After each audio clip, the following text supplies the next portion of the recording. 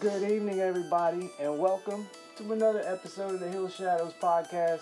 My name is Jeremiah, and with me tonight is Ashley. This is the home of all things paranormal and strange, unexplainable. If you like that kind of content, hit the subscribe button. Make sure you join our little community. We have some really cool stuff for you guys tonight. I got some stories coming out of the Pacific Northwest region. Some really crazy things people have encountered while hiking and doing various things in the outdoors there. I also wanted to get into a story that Ashley and I had heard a little bit about earlier tonight, and that's about a guy who supposedly was able to make it rain. You know what I'm talking about? Yeah, what was his name? Don Decker. Don Decker. Yeah, and this guy was supposedly he was possessed, right? Yeah. I'm gonna actually get into it and read a little bit about it. I've got a little bit pulled up about it from a website called Mysterious Facts. So this is true. Yeah, this story actually happened. We've seen it on Paranormal Witness tonight, earlier this evening, and I was pretty intrigued by the whole story. I'll get into it so you guys can hear a little about it. As always, I'll post the links to any of these stories down in the description box below. And if you guys have an encounter you'd like to share with us, you can send that to us at hillshadowsky@yahoo.com. That's hillshadowsky@yahoo.com. And if you want, we'll share your story on an upcoming episode. Or you can just write to us or whatever. That's how you can contact us. But yeah, this is Don Decker, the Rain Man. In 1983, 21-year-old Don Decker, this guy was of Stroudsburg, Pennsylvania, was serving a year of imprisonment for possessing stolen property. On the 24th of February, Don's grandfather passed away. Don was granted furlough to attend the funeral and spend a few days with the family. While others mourned, Don was relieved as he was physically abused by his grandfather since he was a child. Unable to hear the loving statements made by his family for the tormentor, Don left the funeral. Don's mother did not allow him to stay in their house, so Don went to his friends named Bob and Jeannie Kiefer. At the Kiefer's home, strange things happened with Don. He felt a sudden chill and went into a trance-like state. Suddenly, water started dripping from the living room ceiling, the floors and the walls of the Kiefer house. The Kiefers were perplexed and called their landlord, Ron Van Wy, to check for leakages in the water pipes. The landlord and his wife confirmed that there were no water pipes in the places from where the water was coming. Unable to understand the situation, the Kiefers and the Wys decided to call the police. When patrolmen John Bowen and Richard Wolbert arrived at the house, they walked into the living room to observe water dripping from the walls, ceiling, and floor. As they began to inspect the room, the patrolmen saw water drops going horizontally from wall to wall. The officers were soaked completely. Officer Wolbert said at that time, he, Mr. Van Ray, told me, "I want you to walk into the house." And then I told him, "I'm not going to get into unless you tell me what happened." He said, "Trust me, walking alone into the house." So I started walking and he was behind me. When I walked 2 steps into the door of the house, I was hit by water mists. So yeah, these guys, apparently they could see water going wall In to reverse wall. as well. And also from the ground, from the bottom to the top. And there was also like one larger drop of water which appeared to be intelligent and had some life to it. So they immediately accused Don of causing this, right? They said that something was off about him and that he was to blame. So they start pointing the fingers at Don. And screaming at him. And screaming at him and yelling at him to stop it. And then this guy levitates off the ground and is violently thrown or something like that. Yeah, like 4 or 5 foot. But and he came to after that. Like he kind of came out of the trance. Yeah, and after that, the guy returned to jail to finish out his sentence, Don Decker, and he's convinced at this time that he's able to make it rain on command, like he has some kind of Jedi abilities or something. But evidently, he says it's like a meditative state, and he concentrates, and in the jail cell, he gets it to rain again. It starts raining, and he's freaking everybody out. And I think one of the guards had asked him if he was able to get the warden, which was located in another part of the jail, and with some concentration and effort, he was able to get the guy with Yeah. a droplet on his chest, I believe. So, very strange story. Pretty They interesting. did an exorcism on him in the jailhouse exorcism. That's right. And it starts pouring rain. The more he reads from the Bible, only the water doesn't hit the Bible. Incredible. But yeah, they said these water drops were manifesting from thin air. They were just coming out of nowhere, you know. Very interesting. Very interesting. It would be story. I'd like to know, like, what type of liquid was it? Right. Obviously, there's a lot of skepticism on it. A lot of people claim the events didn't take place as described here, but I'll leave that to you guys, you know. It seems crazy to me. Like, really, just crazy. It seems far. But I guess anything's possible, right? That's absolutely correct. That's 100% correct. I believe that, anyway. I truly believe that. I've got like 3 or 4 pretty good stories tonight. I have to say something. Let's hear it. I watched something a couple years ago, and I cannot remember what it was on. For nothing. I researched and researched. This is a cry for help. If anybody has seen from you guys, this in the comment section. Let me speak. If anybody has seen, I think it was about like Bigfoots or small hairy creatures. I can't remember exactly, but it was about a hairy creature. And this guy said it came out, maybe like a portal type thing. He saw it walk up, something. And it looks at him and says, "E want you." Right. Like several times, "E want you." And he kind of figured, like thought about it later and figured was saying, "I want," or "we want you." Right. If anybody knows what that's from, please leave it in the comments. I need to watch it again. I really want to. It's weird because I remember seeing it a couple times. Yeah. And ever since the last time. Was it like a Monster Quest episode? I can't remember. I've seen so many things. I want to say it's really hard to. It's in that category for certain because when we seen it initially, we were watching the missing hardcore 411, things of that nature, and Bigfoot, and discovering Bigfoot, Survivor Man Bigfoot, like all that stuff. So there's a lot of material out there. And if you guys have any information, I just want to see it again. We would love to be able to watch it again, and maybe even include it in one of our upcoming podcast episodes. E wants you. Anyway, I got some good ones tonight. I know you got a couple. Do you want me to really jump it off? I researched a lot, and I don't feel. Or do you want to kick it off? Go for it, because mine are not the best, honestly. I haven't read any of these all the way through, but I've read them enough to, feel like they're worthy of sharing with our audience tonight. Okay. So, this first one is an encounter I found on Reddit, and it's under the subreddit Creepy Encounters. And this was posted by user Alexander Rob from 1 year ago, and it's titled Strange Happenings in the Mountains of Washington State. I was hiking in the Olympic National Forest a few years ago by myself and my 2 dogs. We were 4 days in, around 20 miles at least as a crow flies from even a known mountain road. I was camping at around 7,000 feet that night, or right where the tree line started thinning out. So when we got to the campsite, a big open meadow on top of a secondary mountain, it was about an hour from sunset. My big dog usually runs around within proximity of the camp as I put the tent up or make dinner, etc. But I noticed this time was a little different. He kept staring up this steep tree-filled mountainside, tail straight up and barking.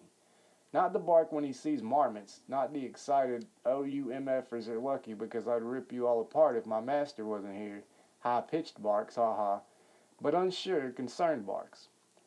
Now, the day before, I had found a note left under a rock at the last landmark saying that there was a problem bear in the area that was harassing a party of campers a few days ago. And I myself had seen big cat tracks the day before, so I was rightfully concerned that this may be more than just ground squirrels. I decided to go climb some of the boulders at the foot of the hill while I took my time looking up the hillside for movement before I went to go hang my bear bag up there. They were the only trees around to hang the bag. I didn't see or hear anything, but my dog kept quietly whining like there was something up there. So while still concerned, I started hiking up this steep hill to hang the bag. It was so steep I had to use the trees to balance and lean against so I didn't go tumbling down. before making another 5 to 6 steps push to the next tree I could lean against. Anyway, I'm slowing, making it up this hill ridge, hopping from tree to tree to keep my balance. Then I get about 100 feet up the hill, and I hear a whole lot of big movement about 50 feet in front of me. My dog immediately goes from a deep low growl to a savage slobber flying everywhere type barking now. My heart starts pounding out of my chest, and I start to panic. A million thoughts go racing through my head in a matter of seconds. Because if this is a bear, my dog is going to try to save me, in which he will most likely die. And I'm stuck here. If I have to get off this hillside fast, I almost 100% am going to trip and fall off the 12 to 15 foot cliff onto the boulders below. So I'm feeling pretty screwed about now. Then I hear my other little dog start barking and freaking out down at my campsite, which was just out of sight.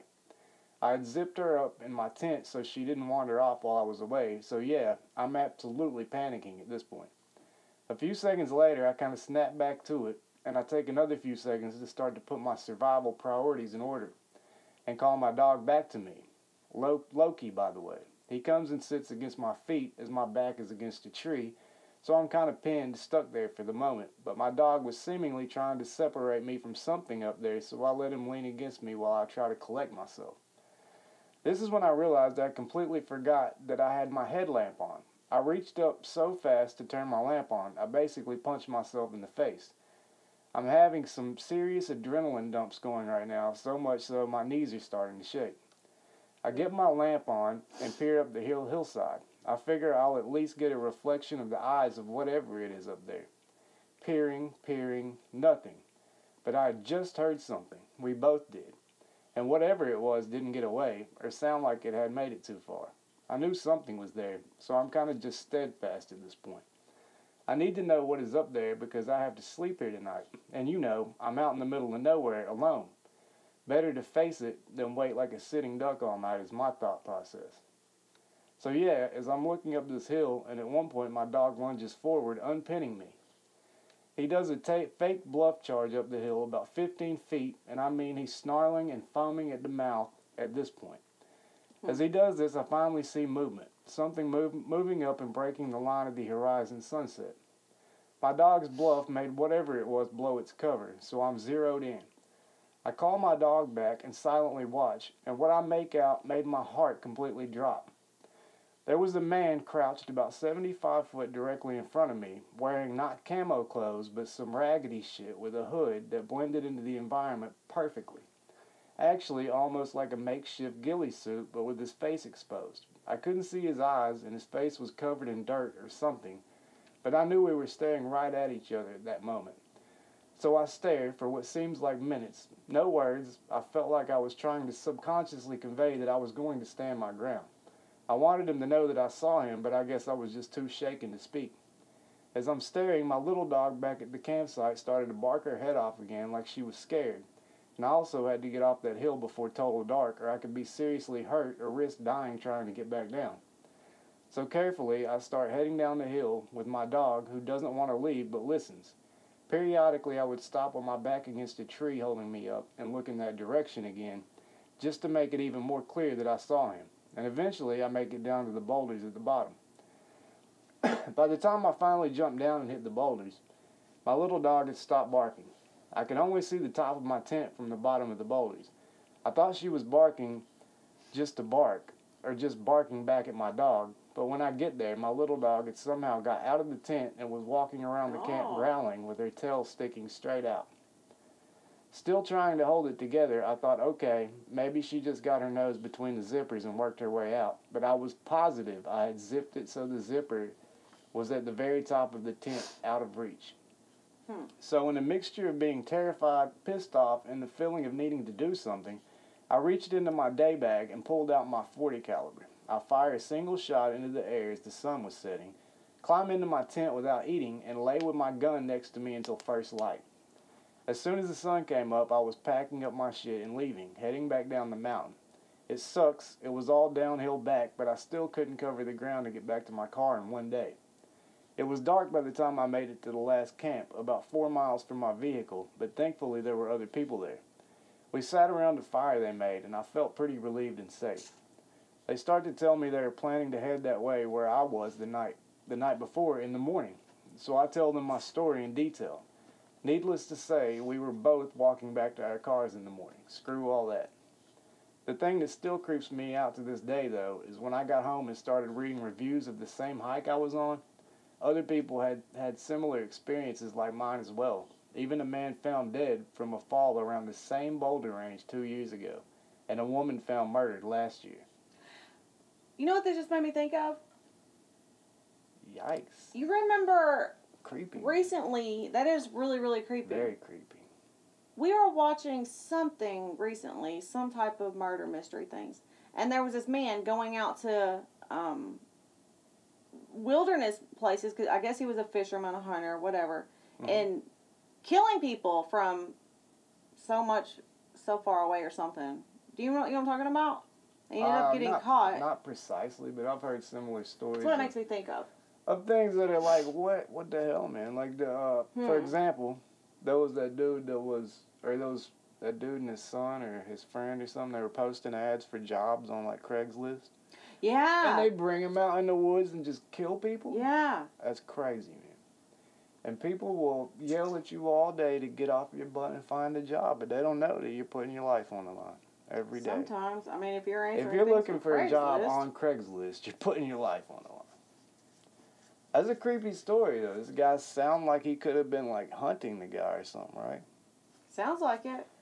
Unless he was, like, a legit wild man, like, and even then, Took his the clothes from his intentions victims? could not have been good, right?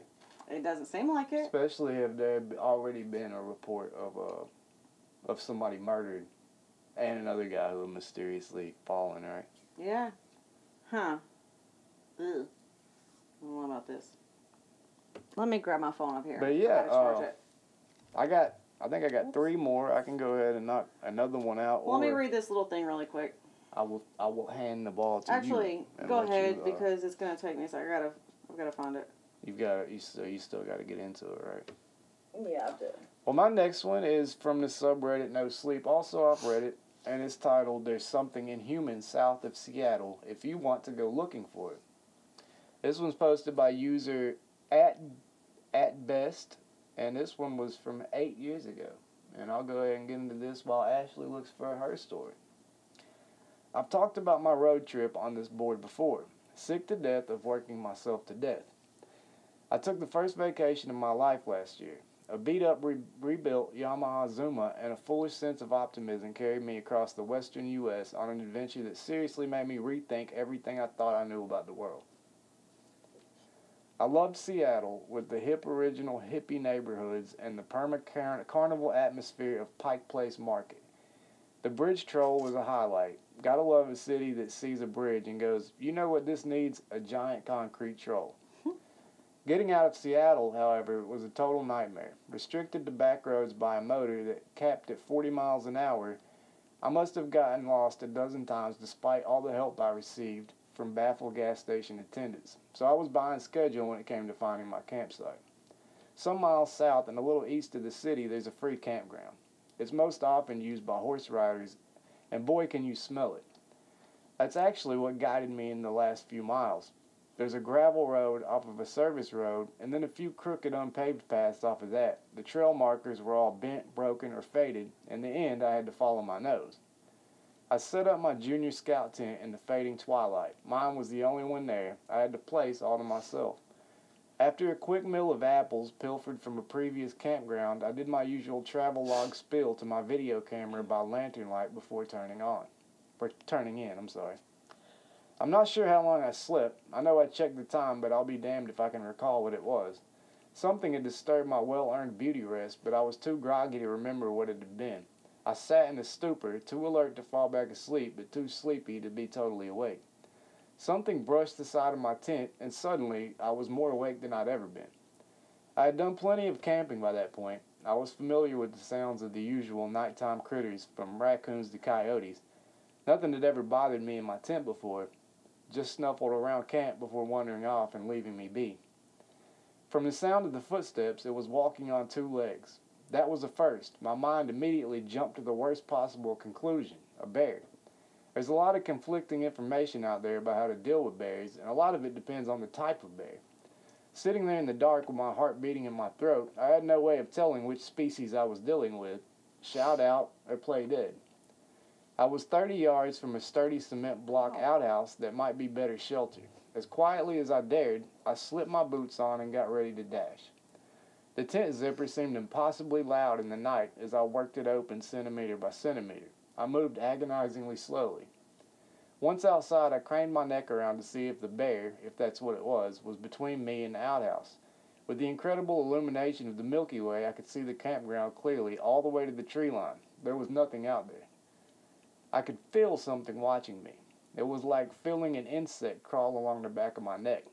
There was no logical way for me to know something had its eyes on me, but out there in the dark, in the middle of nowhere all alone, I couldn't dismiss it. Still on high alert, I crept along and tried not to crunch the gravel under my feet too loudly. The outhouse was still my best bet. The door was propped open by a stone, but inside there was a heavy-duty bolt lock. I would have to spend the night surrounded by the smell of not only horse but also human poop, but I figured that was a fair trade for not getting mauled or eaten. My hand was on the latch when I heard the awful crunch of footsteps and gravel behind me. I kicked the stone propping the door open out of the way and slammed the heavy metal door shut, no longer caring how much noise I made. Whatever was on the other side had thumbs. Something tugged on the door as I struggled to bolt it shut. I won, but it was close. There was a metal mesh along the top of the structure for ventilation, through it I heard the bellows of heavy breathing that matched my own. My phone was back in my tent because I am an idiot. There was no way to tell time. The same stupid impulse that brought me out there in the first place kicked in. I had to know. Hello? Silence. Maybe they hadn't heard me. And then, hello? I could have shit myself. I was in the right place for it. The voice was feminine like my own, and the sound of it was a kick to the gut. I couldn't even tell you why it made me so uneasy. The sensation was like when you're walking upstairs and you're expecting another step, but your foot comes down on empty space. I'm sorry, I thought I was alone, I said. I'm alone. Every syllable was jarring. I'm sorry I freaked out. I didn't think there was anyone else here. Sorry, I'm here. You'd think now that I knew it was another camper I would have opened the door, but I never did. Some deeply buried instinct kept me from taking my hand off the bolt.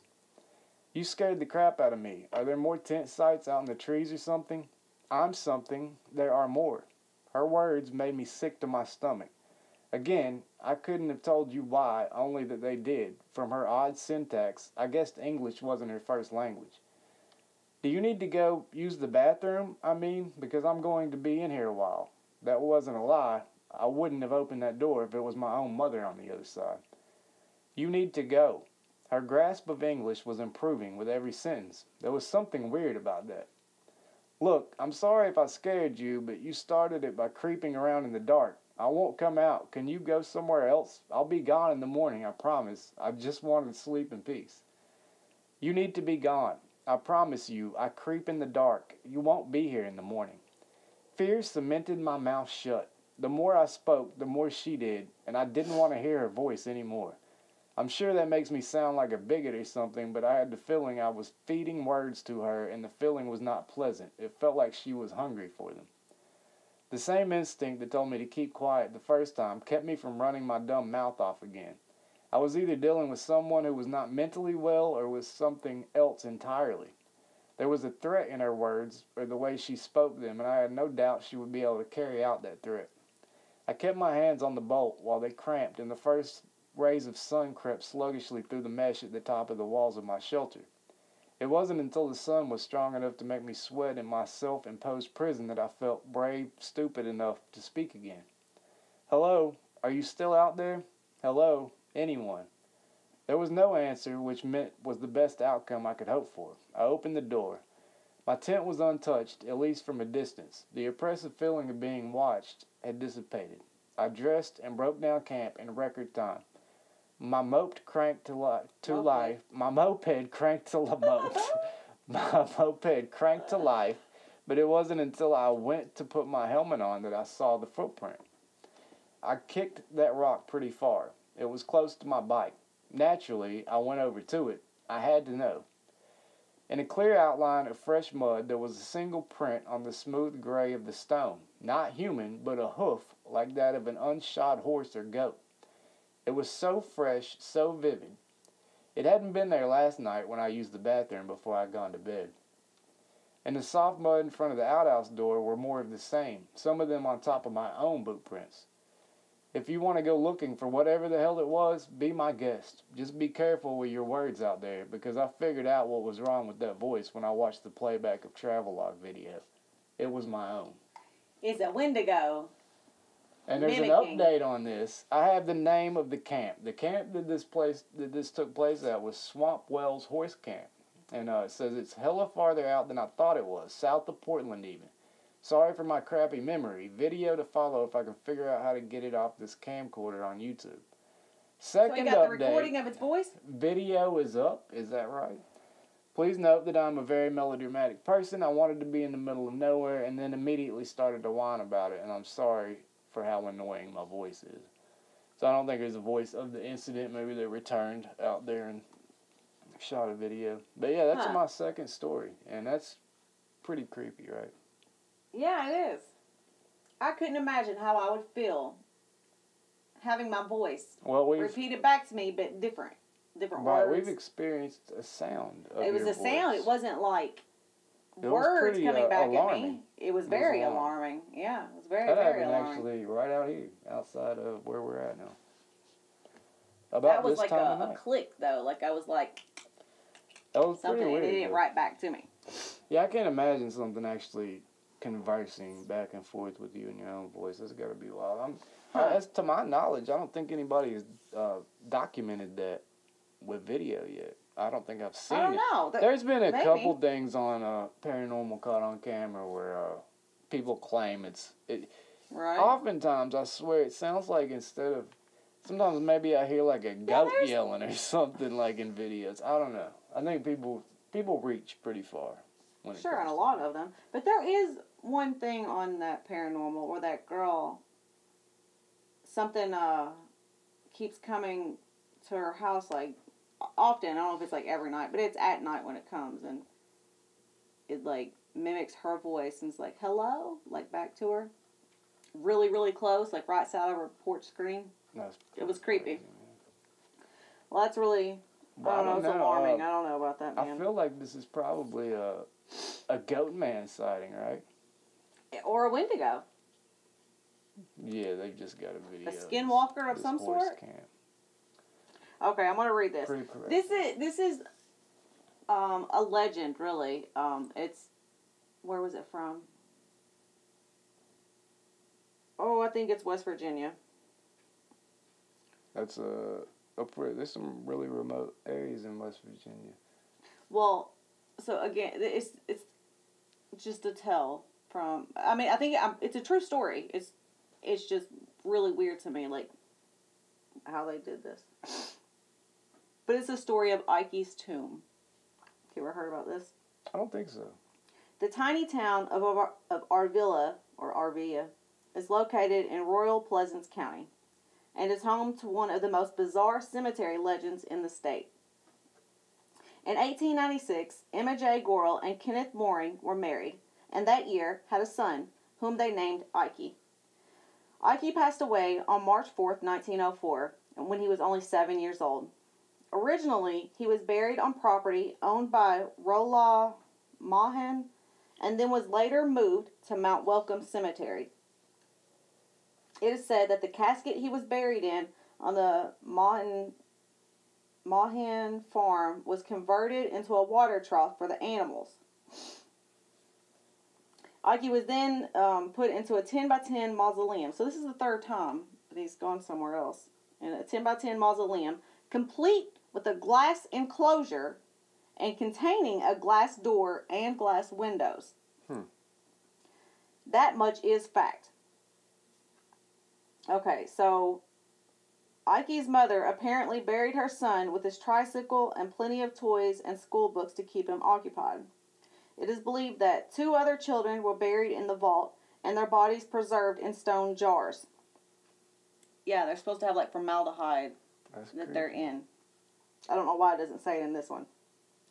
After dogs had busted the door down and allegedly dragged the bodies out, they were reburied alongside the structure. Aki...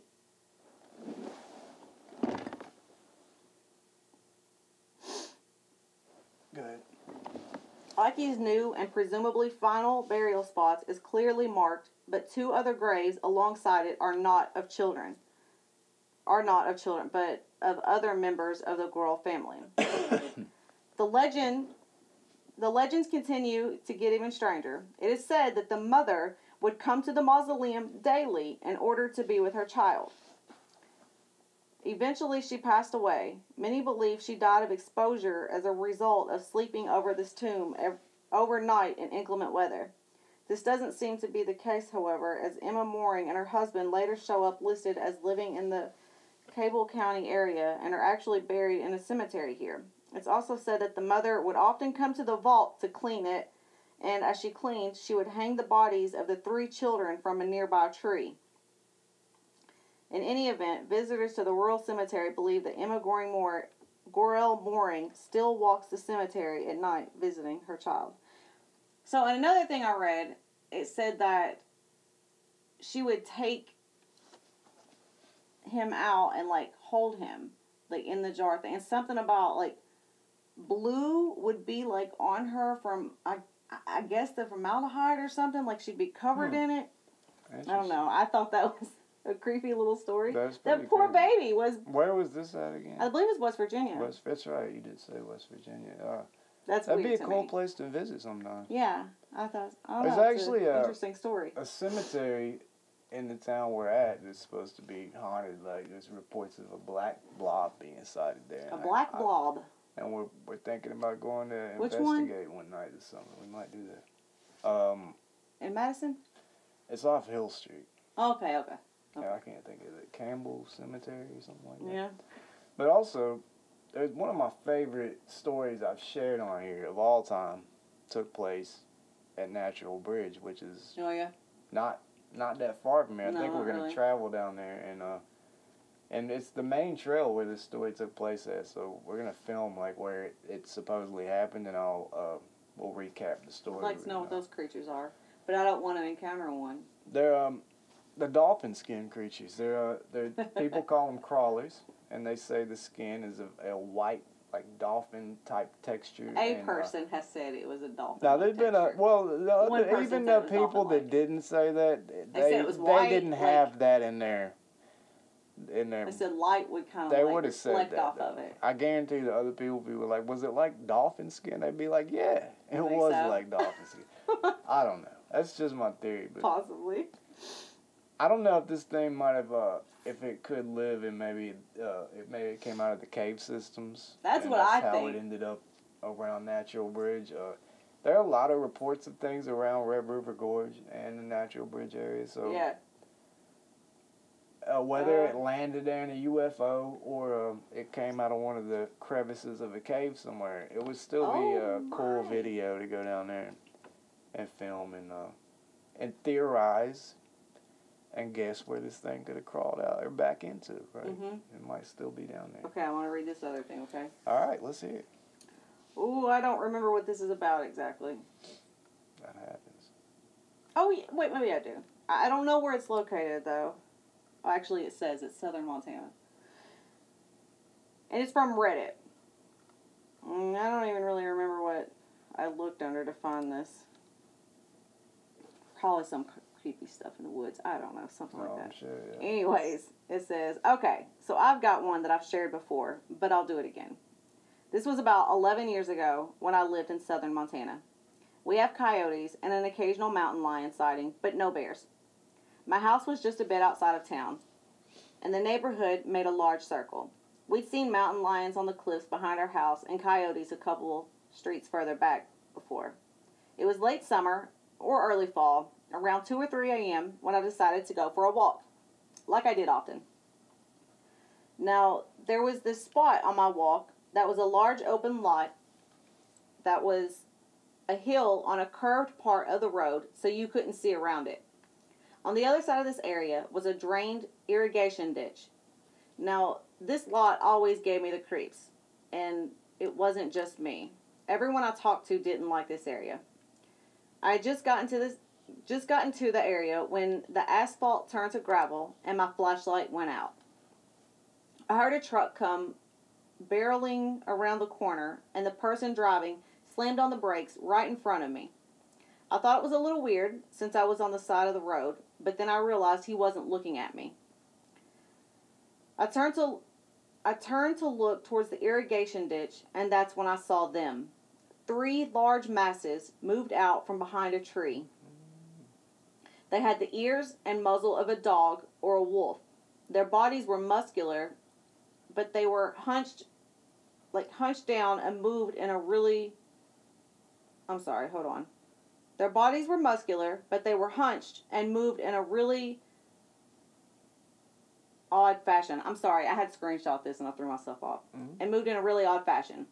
They extended one claw forward, and then they do like a hop, drag motion for the rest of their body to catch up.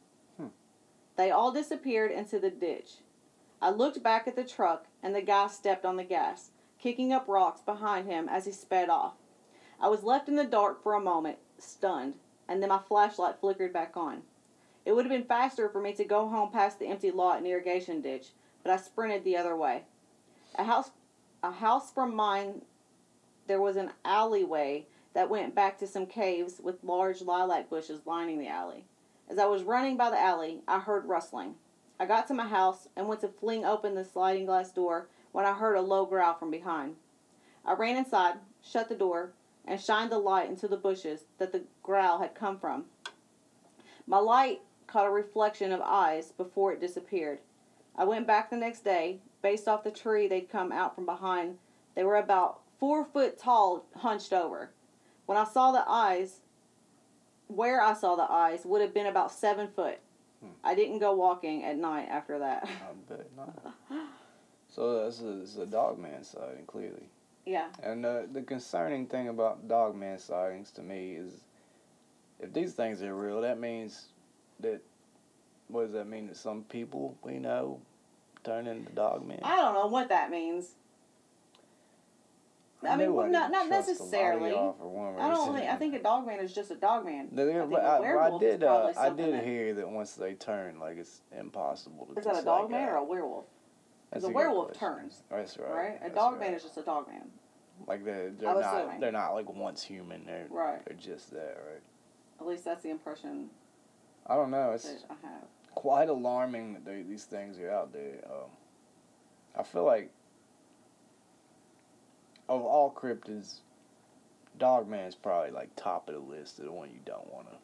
Yeah, I don't want to. You don't want to run into Dog. I feel like Dogman, like, would just tear you to shreds, and then they'd cover up the whole thing. Maybe.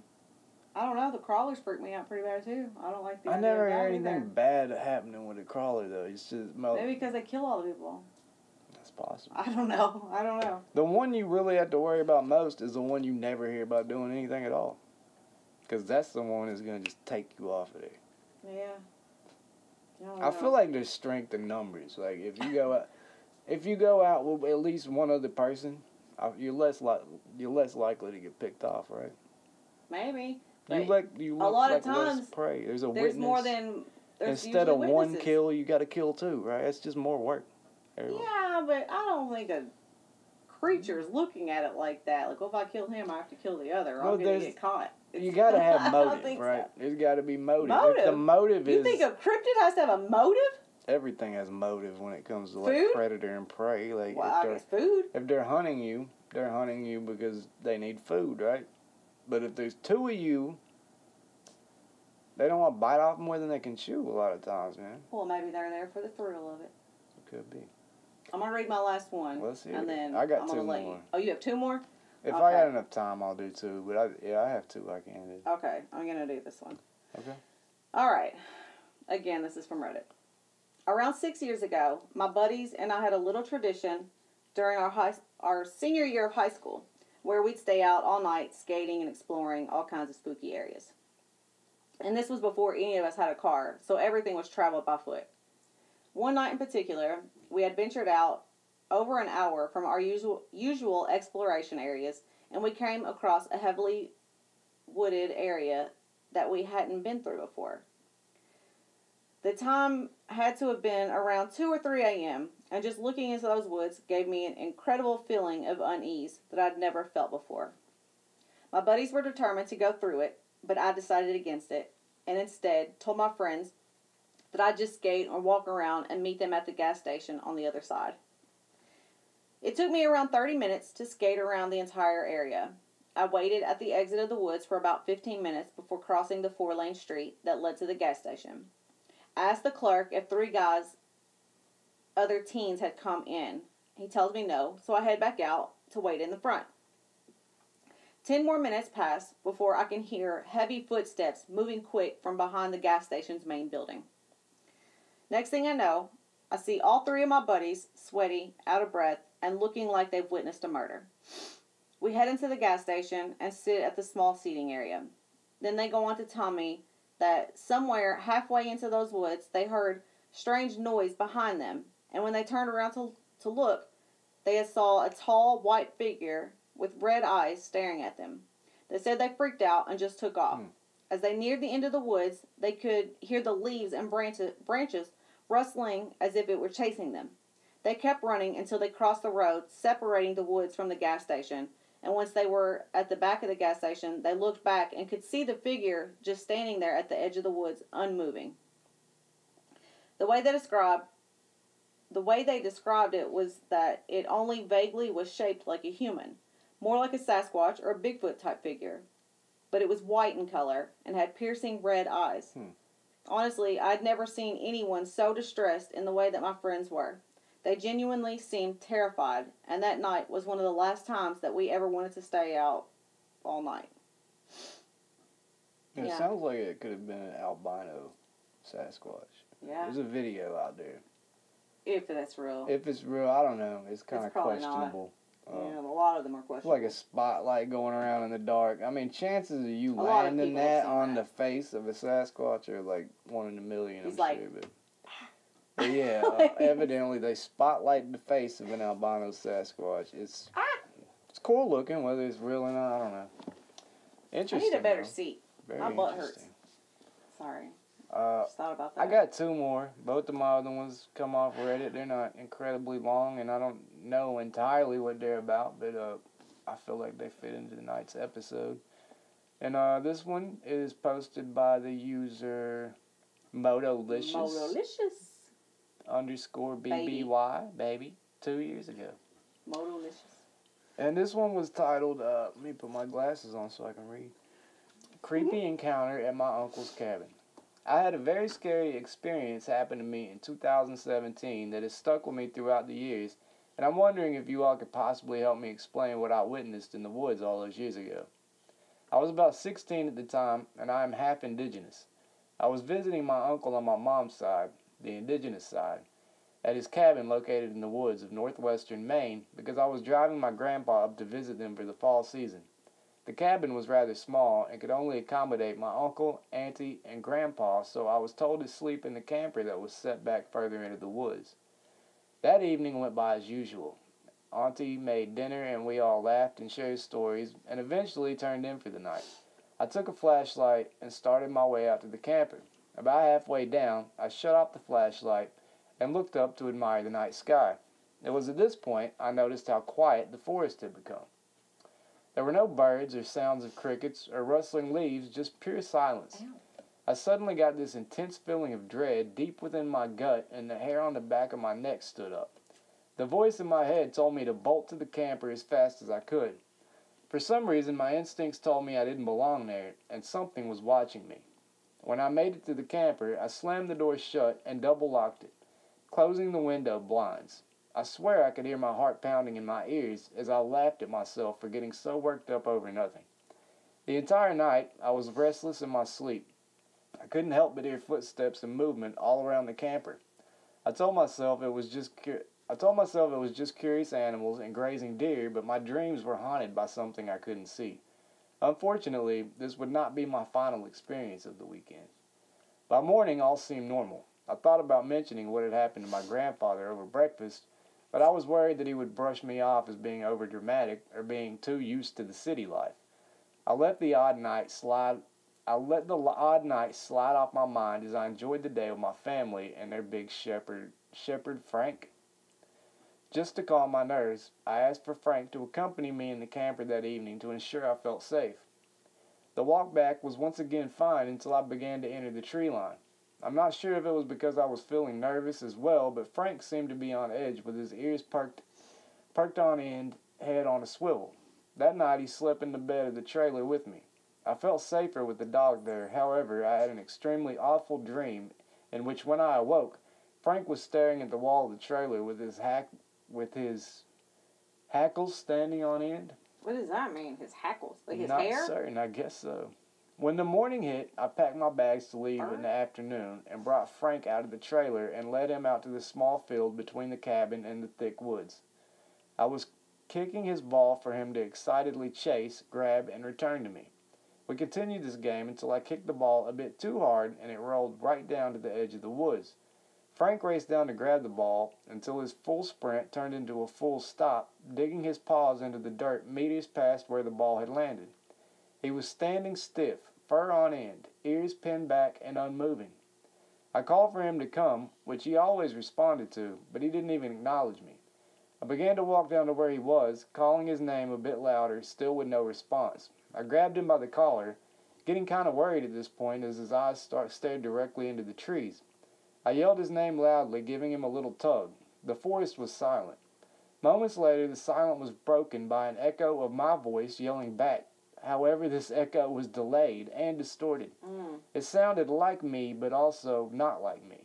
I froze and looked into the dark woods, holding my breath only for another scream to come from the woods in my voice. I immediately turned and booked it back to the cabin. I came to my auntie crying and telling her that there was something out there in those woods. She comforted me and told me it must have been nothing, but she seemed as if that was not the answer she wanted to give. My family is rather superstitious, especially me, and I'm guessing she didn't want me to overthink anything. I left that afternoon and have not been back since that weekend. A friend of mine told me to share my story on this thread, as you all might have an idea of what I experienced. I'm not sure if I'm dealing with a cryptid, bad spirit, or just an overactive imagination. Something's in the woods around my uncle's cabin that stalked me over the weekend. It mimicked my voice, and to this day, I'm haunted by the experience. How do you imagine something mimicking your voice back to you? I don't think you do. I'm trying to look down here and see what things people say this could have been, right? The obvious Skinwalker, things. Wendigo. Maybe a Wendigo. Yeah. Somebody said skinwalkers are Navajo medicine men who can shapeshift into different animals using their skin. They'll be around the Navajo Nation. They're still people, unlike Wendigos, so they won't appear white and emaciated. This sounds more like a Wendigo, but I've read they are less active in the summer months. Who knows? And somebody says absolutely a skinwalker. So yeah, the main theories I see going skinwalker or Wendigo. Yeah, if it's mimicking you. Mimicry has been a popular thing tonight, hasn't it? Yeah. It came up a couple times. I got one more. How come, well, that other one, it did come chasing after him. Never mind. I got one more, and this one we're taking it back to Washington State. Okay, could you hand me that Pepsi really quick? I need a drink. I can. Sorry. I really didn't want to. I don't know. So this one, last one I got is under the subreddit No Sleep. A lot of good things under this one, really. Come from the user Worcester _ Street, I guess ST, abbreviated. And this was 5 years ago. It's titled, Something Lives in the Woods in Washington State. Pictures included. The picture I did see with this was not all that interesting, but if I find anything that is intriguing or looks cool, that I need to include with it, I will be sure to, you guys will be looking at it, I'm sure. All right, let's go. I'd been going to college in Washington State for 2 full semesters before I finally decided to join a fraternity. I'm not a party animal or anything, but the stories I've heard about a particular fraternity's parties were enough to convince me that I had to do whatever it took to join it. Blech. Meh. Keep going. Yeah. Initiation week was exactly what you'd expect. They made us stay up for several nights in a row, eat some raw sardines, stuff like that. The crowning moment of initiation was was that each initiate had to spend a night in the so-called murder forest just outside the city. Murder forest. This forest is famous in our area for being haunted. Apparently, several serial killer victims were found there. And on top of that, people hear weird sounds sometimes. Still, lots of places have local legends, and I figured that the stories have been exaggerated to enhance our hazing experience. So the 6 other initiates and I hopped into vans and were driven to the edge of the forest. One of the older members told us that we should walk for about an hour along a path and that we'd find a campsite where we could spend the night. Each of us was carrying a backpack with a sleeping bag and a tarp to lay on. I'd been walking with the other guys in the group for 45 minutes and an idea crossed my mind. The rules we'd been given said we had to spend the night in the forest, not that we had to spend it in a particular area. They wanted us at the campsite so they could come in during the night and mess with us, I had no doubt. So I decided to set off into the woods by myself to avoid the hassle that sleeping in the designated campsite would bring. I congratulated myself on my smarts, thinking I had avoided any trouble. I was wrong. I walked for another 15 minutes or so by myself, lighting my way with a flashlight. I recorded some footage of me walking through the forest, which you can see here.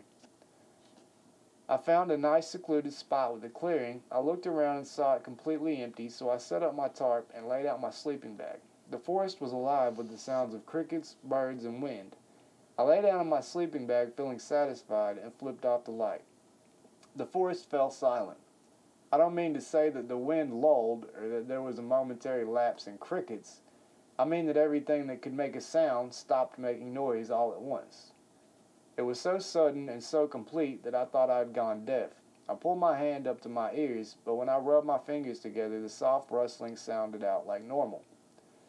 I looked around in the pitch darkness, but a thick layer of clouds made the night nearly absolutely dark. I was fumbling for my flashlight when I felt it. A warm, humid breath spread across the back of my neck, like a person was standing 6 inches behind me, blowing slowly. It stood in stark contrast to the chilly early spring air I had been filling up until then. My hand found the flashlight, and I spun it around, illuminating the clearing behind me, revealing nothing but grass and trees.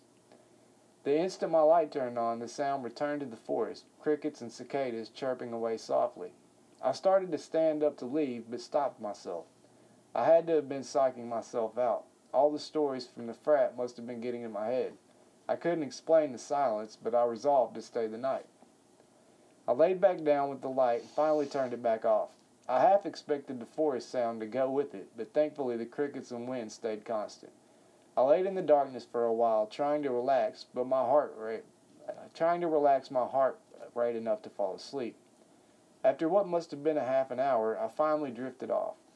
I don't know how much time passed, but I was woken up by a new sound. It was the sound of rhythmic, heavy breathing, occasionally broken up by mumbling. The sound was coming from in front of my sleeping bag and high above me, probably some 30 feet away. I pulled out my phone and opened the camera app. I took a picture with the flash to light up the clearing and saw a figure in the tree staring down at me. It was a woman wearing a long white dress. She had long black hair that covered her face, and her face. It looked like the skin had worn through in places. She was staring down at me. The image from the flash was burned into my mind. I kicked out of my sleeping bag and started running away through the forest in my bare feet. I couldn't hear motion behind me, but I didn't stop running until I reached the edge of the forest where I got cell service. And then included is a link to the picture. I'll be sure to post that so you guys can see it. I grilled the members of the fraternity after I got back, but they each swore that they had nothing to do with it. I had been right about them scaring the other members of the group, but they had just used air horns and guns with blankets to scare them while they slept. I guess it's possible that they were behind it all, but I can't see how they could have made the forest silent or breathed on the back of my neck when not even the other initiates knew where I was. And that woman was not something fraternity members could have created. If I find anything else out, I'll let you know. Yeah, I'll let you check out this picture right quick. You haven't seen it yet, have you? It's Is she floating? It's kind of typical of a woman in a white dress with long black hair. It's It's a very popular type. You hear this all the time, right? Yeah, like the white lady. There are a lot of videos of people who go investigate abandoned buildings. Is she wearing a mask, a face mask? Like, you know? Let's see, I don't think I can zoom in any further than that. But yeah, this kind of creepy looking. He was definitely it looks like she's floating. He's definitely right about the face not looking quite right. I'll let you guys be the judge of this. Check it out. See what you think. Is her hands? It's just hard to tell, man. Like I said, you gotta think. I mean, it's no doubt. It's when you look into the reason why this guy was here in the first place, right? He was there for an initiation. Yeah. These guys knew he was gonna be there. They knew him and his little buddies were there, and the whole purpose of them being there was getting hazed into a fraternity. Yeah. And then he gets a picture. I don't know. I mean, this is something solid. It's not like... Yeah, it's not a... You guys ghostly in any way. Like, it's like legit. Looks like it looks like a floating or a hanging... It's nothing that I couldn't recreate, right? I mean, we could... However, the face to it does look real. It looks odd. Right. Yeah. But it looks like real skin. It looks real, like, not like some plastic... Yeah, toy, and if you know it is, I mean? then how do you get it up in the trees and how do you make it float like that, right? It's a little, when you got a real person, you got some weight there, it's a little trickier to... Right. You gotta have a harness involved, who knows what else. That's all I got for the night. Yeah, I don't have anything else. I'm fascinated by the stories of mimicry. Yeah, I'm gonna look into this a little bit more actually this week. Because I think that brings out something in all of us where the one thing you never expect to come back at you from another place is your voice. Right. It's always coming from out here. So your voice always sounds a little strange when you hear it played back to you. Mm-hmm. So it's always that thing where it kind of takes a minute to be like, oh shit, that's my voice. Right. It's just really creepy. But it's not coming from you. Because it's unnatural. Nobody should be able to reproduce that sound. Right. It's very unnatural. And that's what we're all about here at Hill Shadows, is that shit you just can't explain. Yeah. Creepy stuff. Again, if you guys aren't subscribed yet, I want to encourage you to hit that subscribe button and join our little community here. It's a fun little place. We talk about really creepy, crazy encounters every week, and we'll be doing a lot of shooting videos just out cool places this summer soon too. So you don't want to miss that. Make sure you're subscribed, and if you have a story you'd like to share with us, you can send that to us at hillshadowsky@yahoo.com. We'd love to hear from you guys. Yeah, and if you know what EWantYou video I'm talking about, please let me know. I would appreciate let us know. it. You can email us, or you can just drop it in the comment box. But it's been fun. Thanks, guys, for coming by and chilling with us this evening. You guys have a wonderful weekend. We're going to get out of here and enjoy our weekend. And until next week, you guys stay easy. Later.